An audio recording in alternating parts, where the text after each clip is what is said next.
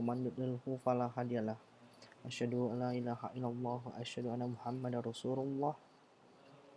Allahumma shalli ala Muhammad wa ala ali Muhammad. Amma ba'du.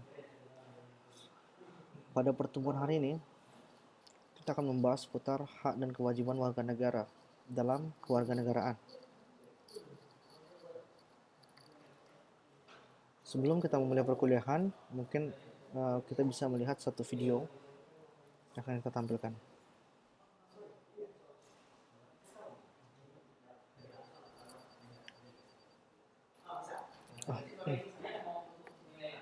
Yeah, David, come on in. How's the family? They're doing well. I heard there's a promotion coming up next quarter. I'd love to throw my name in the hat.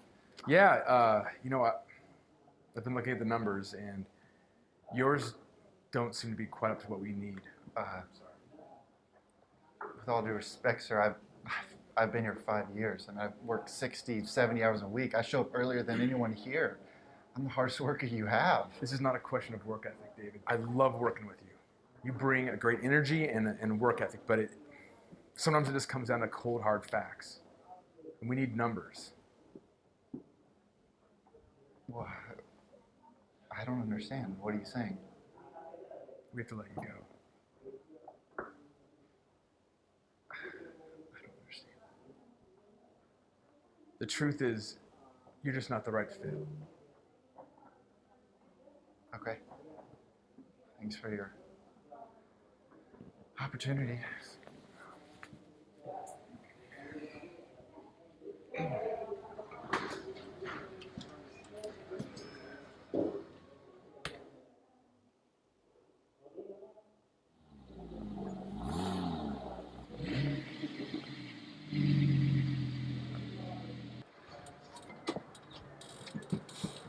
Hey! David, how's it going? Hey, it's good to see you. Great to see you. So what are you up to? I've actually, since I saw you, I started my own company. I'm doing what I love every day. It's going really well. I'm so happy to hear that. Thanks. You know, actually, I need to thank you because you said what I did before wasn't the right fit, and you were right. So thank you. That's great to hear. I've always liked you. Really great to see you. Thanks. Hey, let's grab a drink sometime. I love that, yeah. Let's do it. Great. Good to see you. Good to see you too.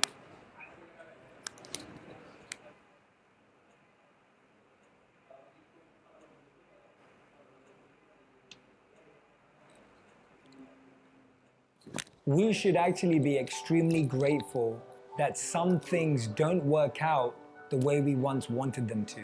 When we get rejected or we fail or things don't go our way, we feel we're further away from our goal. But sometimes it's in those moments that we have the greatest opportunity to reflect, refuel, and refocus. It's in those moments that feel like the death of our dreams that our truest potential is actually taking birth. If a door doesn't open, it's not your door. Often we're trying to climb ladders that are not ours to climb. Is your dream really your dream? Are you chasing what you truly want? I remember one of my mentors telling me that in our pain, we find our greatest power. Success is not built on success. It's built on failure. It's built on frustration. It's built on fears that you have to overcome. Sometimes it takes a good fall to really know where you stand. Every time we think we're being rejected from something good, remember, we're just being redirected to something better. Oke, pada mata kuliah ini yang mukolibal kulub sabit kolbi a'la dinik. Wahai zat yang maha membolak-balikan hati, teguhkanlah hatiku di atas agamamu. Nah, kita lanjutkan aja pertemuan kita. Kenapa kita disebut negara? Negara adalah state, disebut state atau status atau statrum. Nah, dalam bahasa Latin, atau sesuatu yang memiliki sifat-sifat yang tegak dan tegap. Nah, terminologi organisasi tertinggi di antara suatu kelompok masyarakat yang mempunyai cita-cita untuk bersatu negara itu. Kemudian di dalam daerah tertentu dan mempunyai pemerintahan yang berdaulat. Kalau menurut Soltau, negara itu adalah alat yang atau wewenang yang mengatur dan mengendalikan persoalan bersama di atas nama rakyat. Kalau menurut Haji Laski, suatu masyarakat yang diintegrasikan karena mempunyai wewenang yang bersifat memaksa dan secara sah lebih agung daripada individu. Kelompok merupakan bagian dari suatu masyarakat. Nah, jadi tujuan negara itu adalah untuk memperluas kekuasaan, kemudian menyelenggarakan keterkaitan hukum. Jadi negara itu tujuannya adalah memperluas kekuasaan, negara itu menyelenggarakan keterkaitan hukum, dan juga yang paling penting adalah negara itu tujuannya harus mencapai kesejahteraan umum, bukan individu tapi umum. Nah, kalau kita lihat konsep Plato juga dalam menjelaskan tentang state atau negara ini, yaitu memajukan kesusilaan manusia sebagai perseorangan atau sebagai makhluk sosial menurut Plato. Nah, kalau tadi Soltau tadi yang kita jelaskan menurut R.H. Soltau ini memenang mengendalikan atas nama rakyat itu memungkinkan rakyatnya untuk berkembang serta menyelenggarakan daya cipta sebebas mungkin gitu kalau R.H. Soltau tentang negara ini. Berbeda dengan kalau kita lihat ada Thomas Thomas Alva menjelaskan bagaimana konsep Thomas itu dalam ini pakar tentang ketatanegaraan menjelaskan bagaimana negara itu seharusnya mencapai penghidupan dan kehidupan yang aman dan tentram dan taat kepada di bawah pimpinan terutama Allah Subhanahu wa taala atau Azza wa Jalla atau Tuhan. Nah, seperti itu. Nah, itu yang disebut dengan negara. Nah, seperti tadi, tujuan negara itu adalah memajukan kesejahteraan umum, mencerdaskan kehidupan bangsa, ikut melaksanakan ketertiban dunia berdasarkan kemerdekaan, dan juga perdamaian abadi dan keadilan sosial. Nah, itu negara. Nah, kalau kita lihat nih, unsur negara. Unsur negara itu ada rakyat yang pertama, ada masyarakat, kemudian ada warga negara. Nah, kalau kita lihat unsur negara ini yang pertama, adanya rakyat, masyarakat, atau warga negara. Nah, secara nyata ini, rakyatlah yang punya kepentingan agar negara itu dapat berjalan dengan baik. Jadi kalau kita berbicara unsur negara, yang paling penting adalah kepentingan agar negara dapat berjalan dengan baik. Nah, itu fungsi warga negara. Kemudian adanya wilayah dan batas teritorial yang jelas. Nah, jadi adanya wilayah atau batas teritorial yang jelas ini bagaimana, Pak? Adanya wilayah darat, adanya wilayah laut atau perairan, dan juga adanya udara. Nah, gitu. Setelah adanya rakyat, adanya wilayah, tentu adanya pemerintahan. Nah, yang ketiga, pemerintahan itu adalah kelengkapan negara yang bertugas memimpin organisasi negara tersebut atau apa tuh kayak cangkir. Negara itu kan kayak piring gitu ya yang dipimpin oleh organisasi untuk mencapai tujuan negara tadi gitu. Terutama yang harus diingat itu tentang kesejahteraan umum kalau negara itu gitu. Nah, dalam pencapaiannya. Jadi menyelenggarakan keterkaitan hukum. Nah, itu tujuan negara tuh dan memperluas kekuasaan. Nah, itu dengan cara apa? Pengembangan sumber daya manusia yang baik gitu. Nah, seperti itu.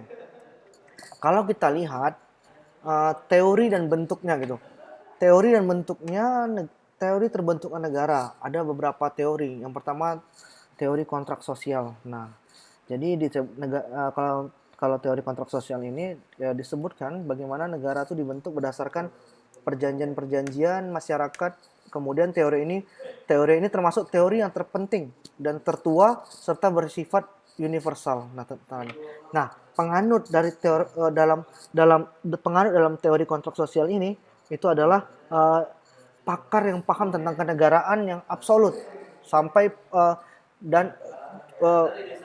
dari absolut hingga ke paham kenegaraan yang terbatas. Jadi kalau pakar menjelaskan seperti yang saya ingat itu adalah Thomas Hobbes. Thomas Hobbes ini menjelaskan saya memberikan kekuasaan dan menyerahkan hak kepada pemerintah kepada orang yang ada dalam dewan. Jadi warga negara itu menurut Thomas Hobbes itu menyerahkan keinginan warga negaranya, keinginan masyarakatnya itu melalui suatu orang yang ada dalam dewan dalam ketatanegaraan tersebut. Nah, dengan syarat apa? Dengan syarat memberikan hak kepadanya dan memberikan keabsahan seluruh tindakan dengan cara-cara tertentu.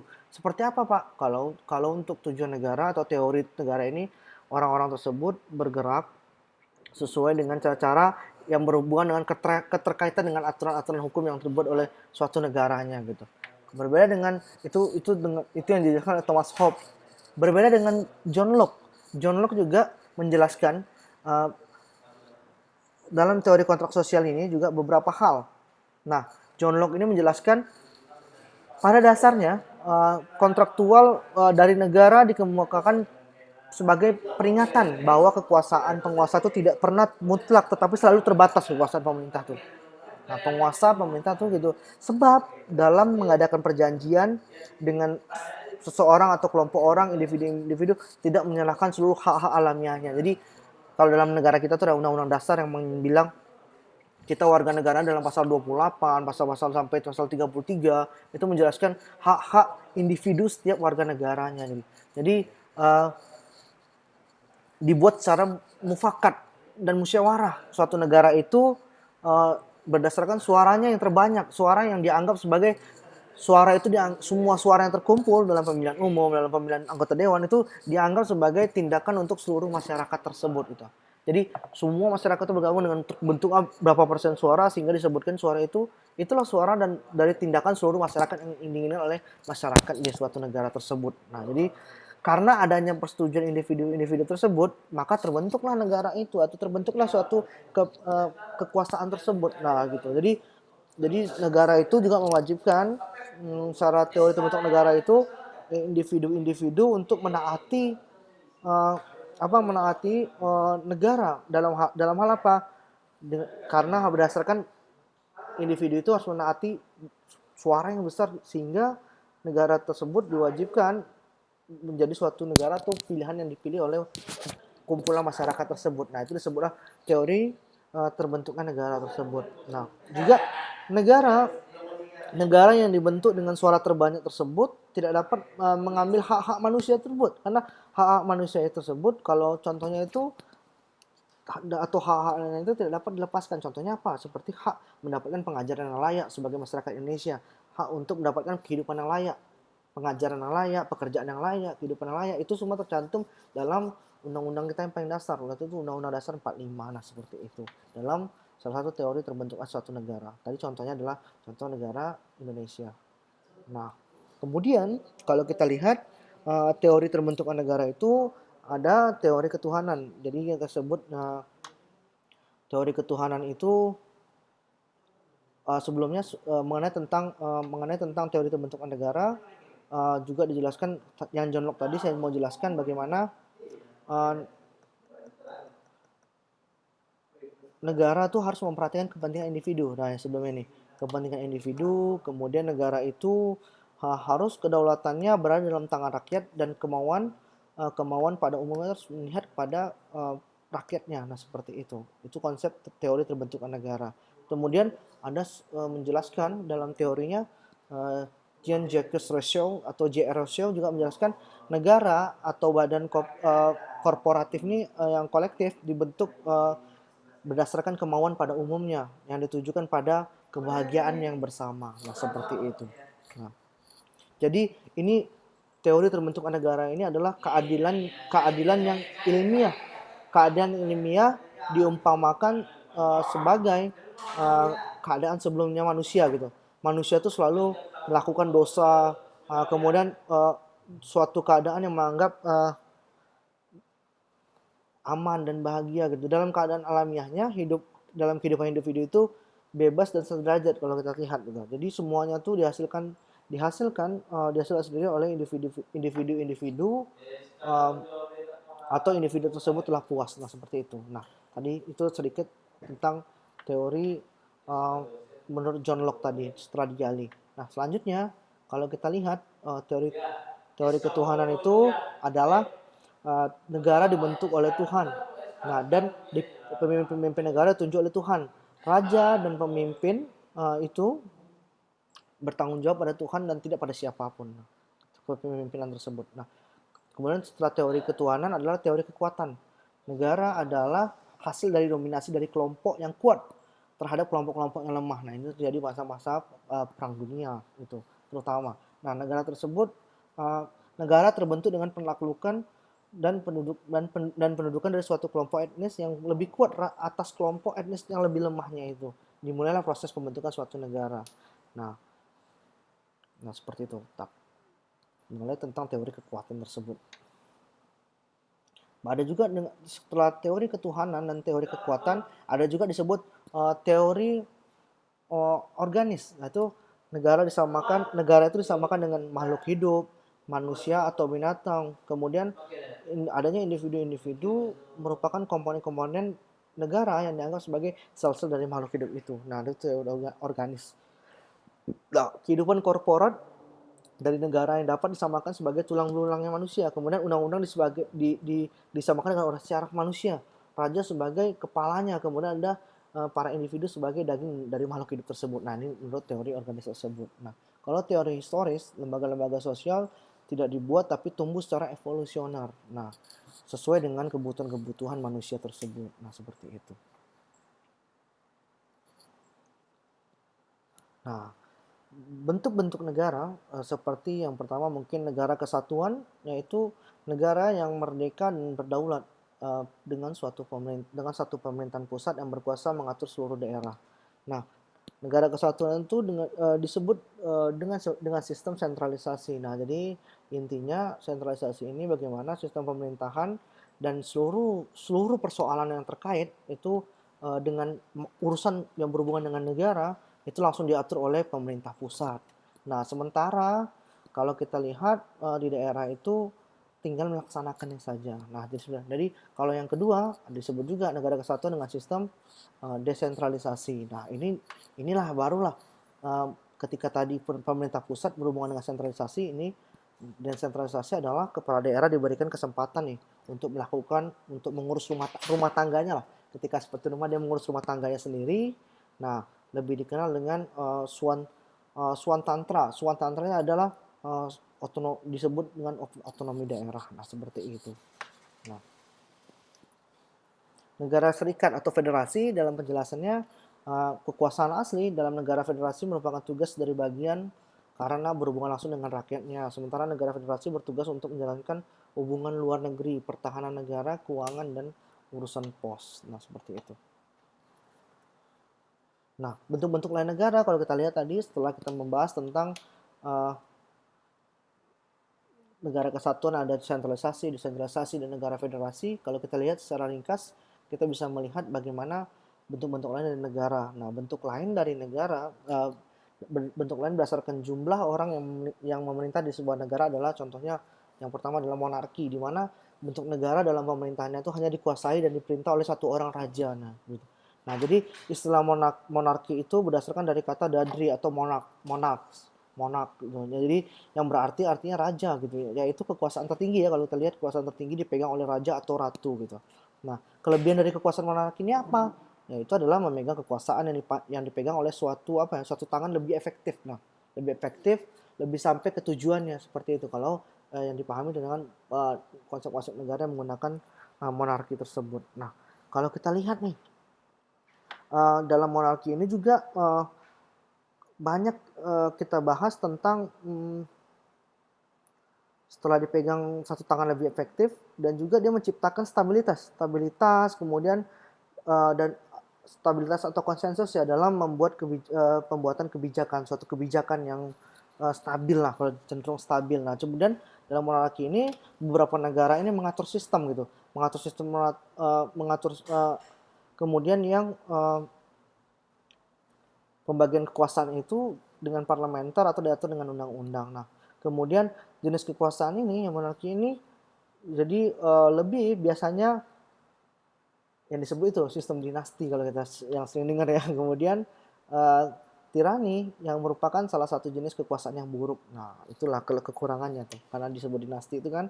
Nah, dinasti atau tirani ini lebih cenderung membagi-bagi kekuasaan. Contohnya ketika dia membuat yayasan, membuat sekolah, kemudian mempekerjakan orang-orang dalamnya mau berkompeten atau tidak, ataupun karena satu tujuan. Nah, seperti itu gitu. Walaupun dengan alasan berbagai alasan yang dilontarkan. Nah, seperti itu. Nah, jenis kekuasaan ini nih monarki ini biasa terkonsentrasi nih pada satu tangan gitu, di mana tidak ada pembagian dalam kekuasaan tersebut gitu. Begitu. Dan dia kerap bersikap kejam atau memang pada kaum oposisinya atau bahkan meninggalkan orang yang tidak ada hubungan dengan tirani tersebut. Nah, seperti itu. Nah, itulah yang disebut dengan sedikit yang kita gali dengan waktu singkat ini tentang monarki tersebut. Nah, kalau oligarki yang poin nomor B ini adalah membentuk negara yang dipimpin oleh beberapa orang. Biasanya model-model negara ini diperintah oleh kelompok yang berasal dari kalangan feodal. Nah, jadi oligarki ini merupakan suatu pemerintahan yang dapat berpindah tangan nih karena adanya kalangan elit baru yang muncul sehingga mempengaruhi kekuasaan pada saat itu gitu. Nah, jadi menyebabkan banyak pergeseran-pergeseran kekuasaan atau aturan-aturan yang timbul gitu. Sama mesti harus sinkron. Jadi nggak sinkron guys karena ketika kaum elit muncul bergeseran, pergeseran kekuasaan sering terjadi di sini. Nah, hal ini dapat terjadi sering dan bakal muncul gitu ya. Nah, di kalangan kalangan kaya, kalangan yang berprestasi, kalangan yang pintar, kemudian kalangan yang memiliki pengaruh besar di dunia masyarakat. Nah, ini contohnya nih. Nah, kalau kita lihat, kemudian adanya demokrasi. Nah, bentuk negara pemerintahan yang tertinggi terletak di tangan rakyat. Nah, dalam bentuk negara yang demokratis, rakyat memiliki kekuasaan penuh dalam menjalankan pemerintahannya. Nah,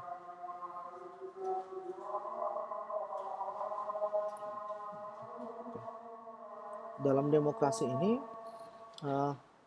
merupakan suatu kekuasaan yang dapat dipegang oleh siapapun gitu. Nah, seperti negara kita ini ada dua jenis demokrasi yang harus adik pahami.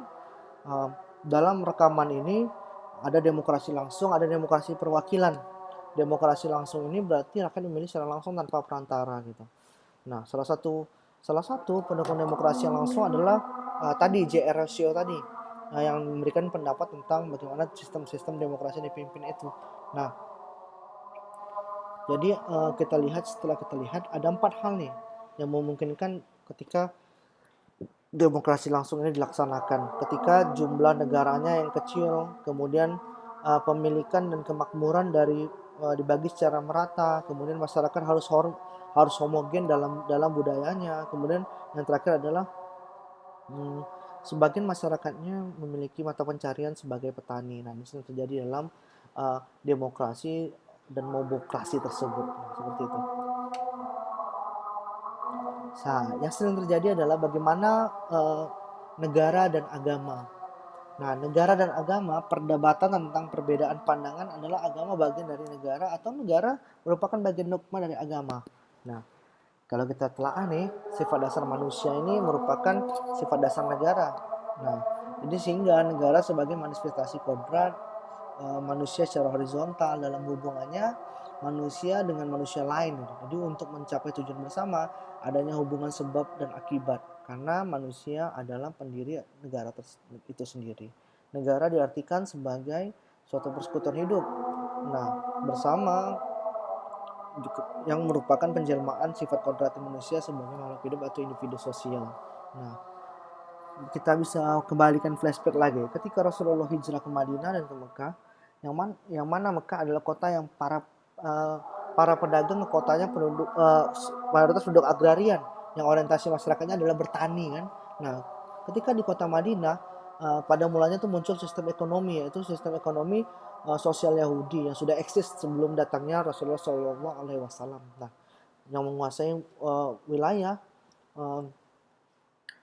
strategis dan untuk berserta tersebut. Nah, maka misi kepemimpinan Nabi ini atau Rasulullah SAW, Nabi Muhammad itu hijrah ke Madinah adalah sebagai merubah sistem sosial tersebut ke sistem sosial ekonomi Islam, dan itu berhasil karena Islam datang memang untuk membawa perubahan. Nah, seperti itu. Nah, terus terakhir ketika harus menjelaskan bagaimana tentang cinta negeri juga dalam surat Nisa ayat 66 ya kan. Nah, itu dasarnya. Kemudian kita lanjutkan lagi. Kemudian ada dari cinta tanah air kan. Jadi kumpul watoni minal iman nih. Jadi iman. Jadi cinta tanah air itu termasuk iman. Jadi nah seperti itu.